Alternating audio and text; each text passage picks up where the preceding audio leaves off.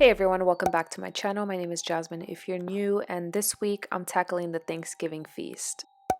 Of course, some of these yummy recipes can be altered to meet your level of keto, meaning that you can remove the onion, garlic, or jalapenos, etc. to make it even more low carb. You can even switch out the cheeses. Everything is low carb, but no, I'm not compromising on the taste, so everything is delicious and fits a keto lifestyle. If you're keto on holidays, I got you.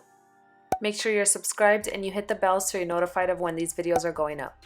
Now let's get cooking. Mac and cheese cauliflower. I'm going to use only half of this whole head of organic cauliflower because a whole head was going to be too much for me.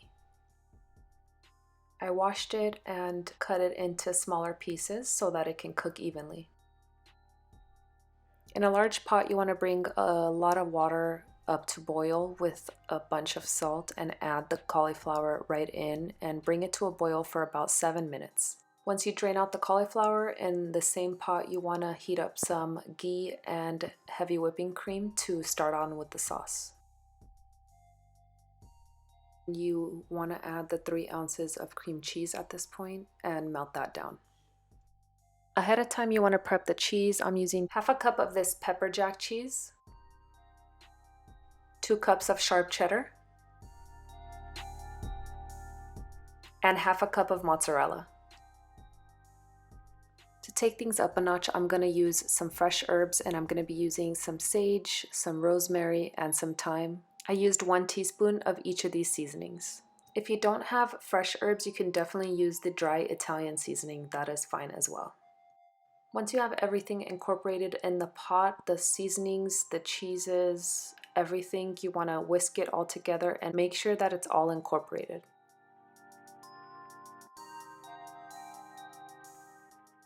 Before we add the cauliflower back in, we want to make sure all the cheese is melted. Now just mix in the cauliflower, and it's not going to stick to it right away, but it will cook down and melt together. I oiled a casserole dish and added the mac and cheese. This is the perfect amount for about 4 to 5 people. Definitely add the full head of cauliflower if you're making it for more than that.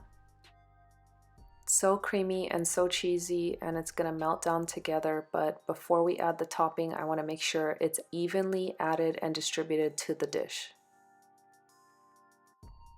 For the topping, I wanted to do something crumbly but so good and so satisfying, so I'm gonna shred some Parmesan cheese, air frying 4 pieces of bacon, and for the crunchy aspect, I'm gonna add some chicharrones crumbled up, but you can definitely use some of these cheese wisps if you do not want anything pork. You can also leave out the bacon so that it's just a cheese topping. Make sure it's evenly distributed all over the top.